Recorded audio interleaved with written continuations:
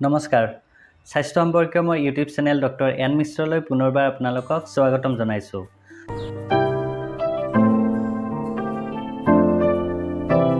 আজি মই এই ভিডিঅ'টিৰ জৰিয়তে আপোনালোকৰ লগত আলোচনা কৰিম কোলেষ্ট্ৰেৰলৰ সমস্যাত আমি কেনেধৰণৰ খাদ্য খোৱা উচিত বা কেনেধৰণৰ খাদ্য খাব লাগে আৰু কোনবোৰ খাদ্য আমি খাব নালাগে।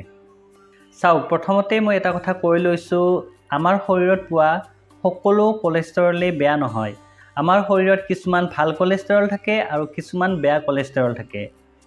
আমাৰ শৰীৰক ভাল কোলেষ্ট্ৰেৰলৰো প্ৰয়োজন হয়, বিশেষকৈ ভিটামিন ডি প্ৰস্তুত কৰিবলৈ আৰু লগতে শৰীৰৰ কিছুমান হৰমনেল বেলেঞ্চ কৰি ৰাখিবৰ কাৰণেও এই কোলেষ্ট্ৰেৰলৰ প্ৰয়োজন হয়। আমাৰ শৰীৰত পোৱা বেয়া কোলেষ্ট্ৰেৰল, অৰ্থাৎ যদি আমি বেয়া কোলেষ্ট্ৰেৰল বুলি কওঁ, সেইটো হৈছে LDL। আৰু যদি সেই কোলেষ্ট্ৰেৰলৰ মাত্ৰা শৰীৰত অধিক পৰিমাণে বাঢ়ি যায়, তেতিয়াহ'লে আমাৰ শৰীৰৰ বাবে অতি ক্ষতিকাৰক হৈ উঠিব পাৰে। কাৰণ এই বেয়া কোলেষ্ট্ৰেৰল যদি শৰীৰত অধিক পৰিমাণে বাঢ়ি যায়, তেতিয়াহ'লে ই শৰীৰৰ বিশেষকৈ হাৰ্টৰ আৰ্টাৰীবিলাক ব্লক কৰিব পাৰে আৰু তাৰ ফলত হাৰ্ট এটেক হোৱাৰ চান্স যথেষ্ট পৰিমাণে বাঢ়ি যায়। গতিকে আমি শৰীৰত কোলেষ্ট্ৰেৰলৰ মাত্ৰা কণ্ট্ৰল কৰি ৰাখিব লাগে। যেতিয়াই আমাৰ শৰীৰত এই বেয়া কোলেষ্ট্ৰেৰলৰ পৰিমাণ বাঢ়ি যায়, তেতিয়া বিশেষকৈ হাৰ্ট ব্লক নহ'বৰ কাৰণে কিছুমান মেডিকেশ্যন প্ৰেছক্ৰাইব কৰা হয়। গতিকে কোলেষ্ট্ৰেৰলৰ পৰিমাণ বাঢ়ি গ'লে সেই মেডিকেশ্যনসমূহ ডক্টৰৰ পৰামৰ্শ অনুসৰি আপোনালোকে গ্ৰহণ কৰিব লাগে। আৰু বিশেষকৈ এই কোলেষ্ট্ৰেৰলৰ সমস্যাত মেডিচিনৰ লগতে আপোনালোকে দৈনন্দিন এক্সাৰচাইজ কৰিব লাগে। আৰু লগতে যদি আপোনালোকে কণ্ট্ৰলত এই খাদ্যবস্তুসমূহ খাব পাৰে, তেতিয়াহ'লে নিশ্চয় অতি কম দিনৰ ভিতৰতে কোলেষ্ট্ৰেৰলৰ এই সমস্যাৰ পৰা আপোনালোকে বাচি থাকিব পাৰে। মই প্ৰথমতে জনাবলৈ বিচাৰিছোঁ, এই কোলেষ্ট্ৰেৰলৰ সমস্যাত আপোনালোকে কোনবোৰ খাদ্য খাব নালাগে। 1 নম্বৰ, এলকহল। যিসকল লোকে অত্যাধিক পৰিমাণে এলকহল সেৱন কৰে, তেওঁলোকৰ এই কোলেষ্ট্ৰেৰলৰ সমস্যা বেছি পৰিমাণে হোৱাৰ চান্স থাকে। গতিকে যিসকল লোকৰ কোলেষ্ট্ৰেৰলৰ সমস্যাই দেখা দিছে বা কোলেষ্ট্ৰেৰলৰ সমস্যা নহ'বৰ কাৰণেও আপোনালোকে এলকহল যিমান পাৰে এভইড কৰি চলিব। দ্বিতীয়তে, কোলেষ্ট্ৰেৰলৰ সমস্যাত আপোনালোকে ফাষ্টফুড জাতীয় খাদ্যবস্তুবিলাক কম পৰিমাণে আৰু পাৰিলে একেবাৰে নোখোৱাকৈ থাকিব। তৃতীয়তে, পেকেটিং খাদ্য, প্ৰচেছ ফুড আৰু লগতে অত্যাধিক পৰিমাণে ডিপ ফ্ৰাই কৰা খাদ্যবিলাক আপোনালোকে কম পৰিমাণে খাব।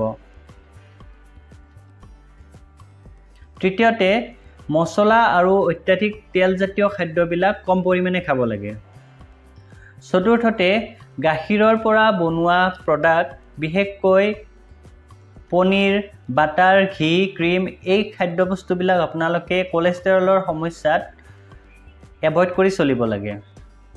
5 নম্বৰ, কোলেষ্ট্ৰেৰলৰ সমস্যাত আপোনালোকে বেকাৰী বস্তু, পেষ্ট্ৰি, ক্ৰীম, কেক এনেধৰণৰ খাদ্যবস্তুবিলাক এৰি চলিব লাগে।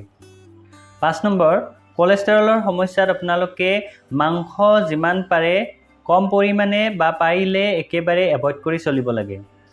আৰু মাংস খালেও মাজে মাজে আপোনালোকে লোকেল চিকেন অকণমান খাব পাৰে। 6 নম্বৰ, কণী খোৱাৰ ক্ষেত্ৰত আপোনালোকক এটা কথা ক'ব বিচাৰিছোঁ যে আপোনালোকে কণী খাব পাৰে, কিন্তু অত্যাধিক পৰিমাণে কণী নাখাব আৰু খালেও আপোনালোকে কণীৰ কুহুমটো এভইড কৰি খাব। 7 নম্বৰ, ৰিফাইণ্ড অইল আৰু লগতে যথেষ্ট পৰিমাণে চুগাৰ থকা খাদ্যবস্তুবিলাক কম পৰিমাণে খাবলৈ চেষ্টা কৰিব। একেলগে যথেষ্ট পৰিমাণে খানা খোৱাৰ সলনি আপোনালোকে কিছু সময়ৰ মূৰে মূৰে বা এটা গেপ মেইনটেইন কৰি আপোনালোকে খাদ্যবস্তুবিলাক খাব পাৰে। আৰু তেনেকুৱাকৈ খালে হজম শক্তি ঠিক হোৱাৰ লগতে কোলেষ্ট্ৰেৰলৰ সমস্যা যথেষ্ট পৰিমাণে কমি থাকে। এতিয়া আহোঁ আমি কোলেষ্ট্ৰেৰলৰ সমস্যাত কোনবোৰ খাদ্য খাব লাগে বা কেনেধৰণৰ খাদ্য খাব পাৰি। 1 নম্বৰ, যথেষ্ট পৰিমাণে সেউজীয়া শাক পাচলি খাব পাৰে, বিশেষকৈ পালেং খাব পাৰে। আৰু লগতে পাচলিৰ ভিতৰত আপোনালোকে ব্ৰকলি, গাজৰ, তিয়ঁহ, মূলা আদি খাব পাৰে। এইবোৰ খাদ্যত যথেষ্ট পৰিমাণে ফাইবাৰ থাকে আৰু লগতে ভিটামিন চি আৰু কেলছিয়াম থাকে, যিবিলাক খাদ্য হাৰ্টৰ কাৰণে ভাল আৰু লগতে ই শৰীৰত বেয়া কোলেষ্ট্ৰেৰলসমূহ কমাই ৰাখে। 2 নম্বৰ, সেউজীয়া বিন, মটৰ, বিটৰুট আদি খাব পাৰে। এইবিলাক আপোনালোকে সালাড বনাই খাব পাৰে আৰু তেনে কৰিলে আপোনালোকৰ শৰীৰত চৰ্বি কমি থাকে। বিটৰুটত যথেষ্ট পৰিমাণে ফাইবাৰ থকাৰ লগতে নাইট্ৰেট থাকে আৰু ই আমাৰ শৰীৰত তেজ চলাচল প্ৰক্ৰিয়া বৃদ্ধি কৰি ৰাখে। গতিকে কোলেষ্ট্ৰেৰলৰ সমস্যাত ভোগা ব্যক্তিসকলে বিটৰুট যথেষ্ট পৰিমাণে খাব পাৰে। 4 নম্বৰ, গজালি ওলোৱা বুট মগু আদি খাব পাৰে। যদি আপোনালোকৰ ফাষ্টফুডৰ প্ৰতি অত্যাধিক আসক্তি আছে তেতিয়াহ'লে এটা কাম কৰিব পাৰে, গধূলি সময়ত আপোনালোকে ফাষ্টফুড খোৱাৰ সলনি এই বুট মগু আদি অকণমান পিঁয়াজ জলকীয়া তেনেদৰে মিহলি কৰি তেনেদৰে খাব পাৰে আৰু ইয়ে আপোনালোকৰ বেয়া কোলেষ্ট্ৰেৰল কমাই ৰখাত সহায় কৰিব। 5 নম্বৰ, আপোনালোকে কোলেষ্ট্ৰেৰলৰ সমস্যাত ফল মূল বিশেষকৈ আপেল যথেষ্ট পৰিমাণে খাব পাৰে। তাৰ উপৰিও টেঙাজাতীয় ফল যেনে মৌচুমী টেঙা, কমলা টেঙা, নেমু টেঙা এইবোৰ খাব পাৰে। ইয়াত যথেষ্ট পৰিমাণে ফাইবাৰৰ লগতে ভিটামিন চি আৰু পেক্টিন নামৰ এবিধ পদাৰ্থ থাকে যিয়ে আপোনালোকক শৰীৰত চৰ্বি কমাই ৰখাত সহায় কৰে।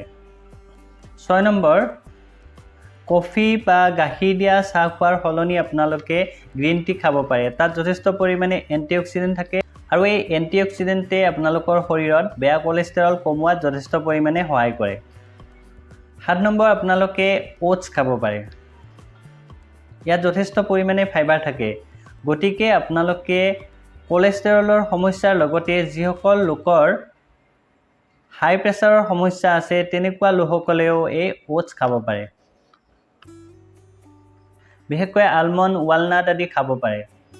বহুতৰে এটা ধাৰণা আছে যে কোলেষ্ট্ৰেৰলৰ সমস্যাত বাদাম খালে হয়তো তেওঁলোকৰ আৰু কোলেষ্ট্ৰেৰলৰ পৰিমাণ বাঢ়ি যাব পাৰে, কিন্তু তেনেকুৱা একচুৱেলি নহয়।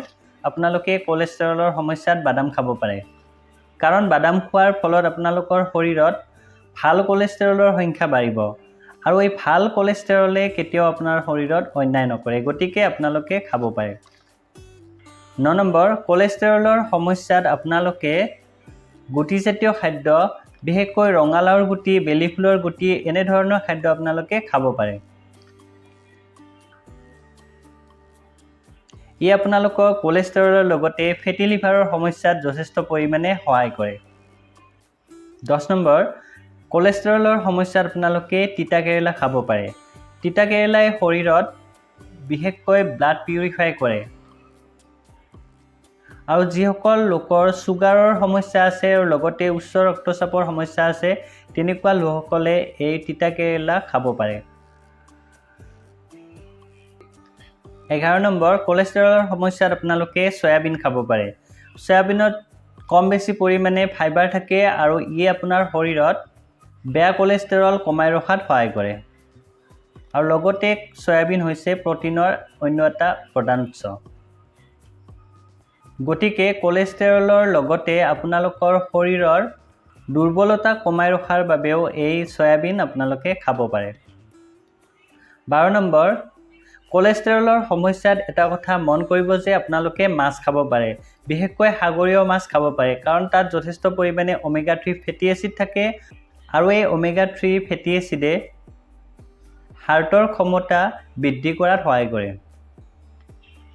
গতিকে আপোনালোকে কোলেষ্ট্ৰেৰলৰ সমস্যাত নিশ্চিত মনে মাছ খাব পাৰে। 13 নম্বৰ, কোলেষ্ট্ৰেৰলৰ সমস্যাত আপোনালোকে আদা আৰু নহৰু খাব পাৰে। আদা আৰু নহৰুৱে যিসকল লোকৰ উচ্চ ৰক্তচাপৰ সমস্যা আছে তেনেকুৱা লোকসকলৰ ক্ষেত্ৰতো যথেষ্ট পৰিমাণে সহায় কৰে আৰু লগতে আপোনালোকৰ বেয়া কোলেষ্ট্ৰেৰল কমাই ৰখাত সহায় কৰে।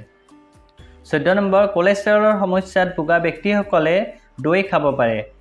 দৈ খোৱাৰ ক্ষেত্ৰত আপোনালোকে এটা কাম কৰিব পাৰে, যেতিয়া আপোনালোকে দৈ খাব ওপৰত যিটো চামনি পৰিব সেই চামনিটো আপোনালোকে গুচাই ল'ব আৰু তেনেকৈ খালে আপোনালোকৰ অন্যায় নকৰে।